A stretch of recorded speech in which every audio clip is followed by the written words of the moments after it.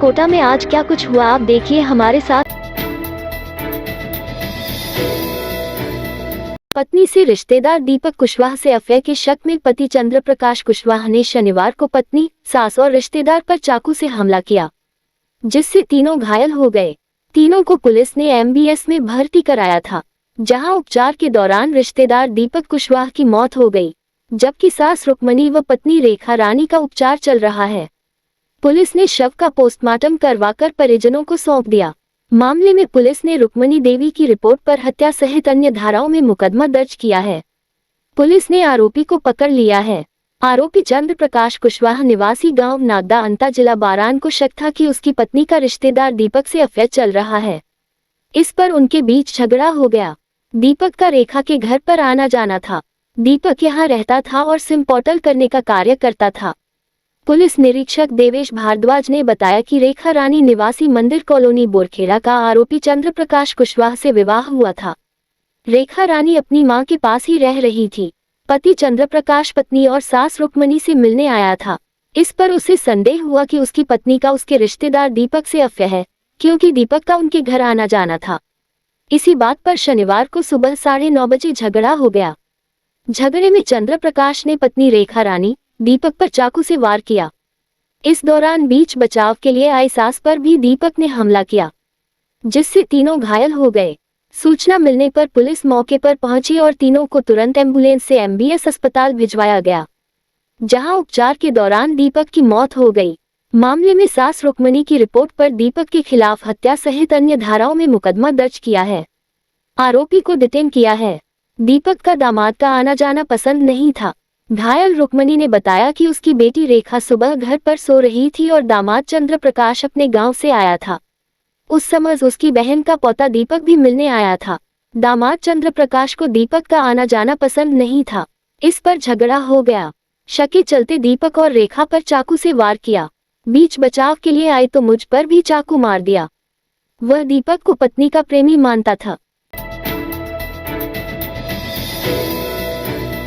ऊर्जा मंत्री श्री हीरालाल नागर ने शनिवार को सर्किट हाउस में पीडब्ल्यूडी के अधिकारियों की बैठक ली। बैठक में कोटा दक्षिण विधायक संदीप पांच शर्मा भी मौजूद रहे। इस दौरान ऊर्जा मंत्री ने बजट घोषणा के कार्यों की प्रगति रिपोर्ट ली। वहीं विधायक कोष, नरेगा के कार्यों की भी समीक्षा की। उन्होंने कहा कि बरसात का दौर अब जा चुका है। ऐसे में जहां पर सड़कें टूटी हुई हैं, उनके निर्माण तुरंत कराकर सभी रास्तों को सुगम बनाया जाए। जहां सड़कों की स्थिति ज्यादा खराब है, वहां प्राथमिकता से सड़क दुरुस्तीकरण हो। इसके साथ ही बजट घोषणाओं में जो काम स्वीकृत हुए हैं, उन कार्यों के निर्माण में भी तेजी लाई जानी चाहिए। ऊर्जा मंत्री श्री नागर ने अधिकारियों से कहा कि जल भराव वाले स्थानों पर निकासी के कार्य अभी से प्रारंभ करें, ताकि अगले वर्ष यहां जल भराव की स्थिति उत्पन्न न हो। तालाब, नाला, सड़क आदि के निर्माण कार्यों में गुणवत्ता का पूरा ध्यान रखा जाए। सभी कार्यों की अधिकारी मॉनिटरिंग करें। उन्होंने कहा कि पूर्व में लोकसभा स्पीकर श्री ओम बिरला ने भी शमशान को लेकर निर्देश दिए थे। हर गांव में शमशान तक अप्रोच सड़क निर्माण कराया जाए। शमशान को आबादी में मानकर ही कार्य कराए जाएं। श्रीनगर ने कहा कि गांव में कीचड़ का स्थायी समाधान होना चाहिए।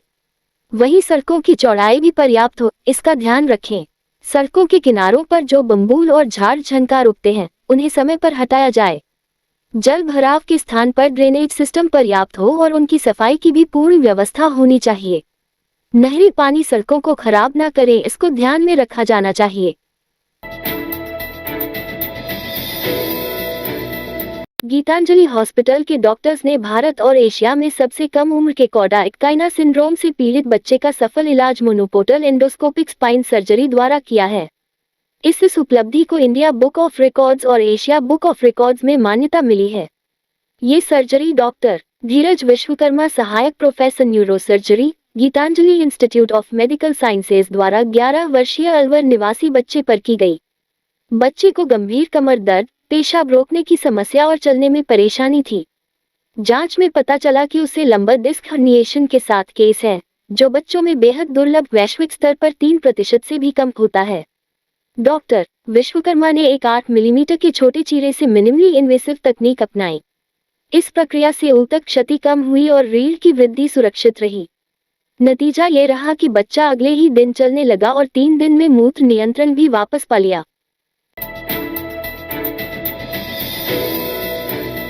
जवाहर कला केंद्र और जयपुर कथक केंद्र के संयुक्त तत्वावधान में सांस्कृतिक सृजन पखवाड़ा के अंतर्गत आयोजित 2 दिवसीय नृत्य प्रतियोगिता की शुरुआत हुई।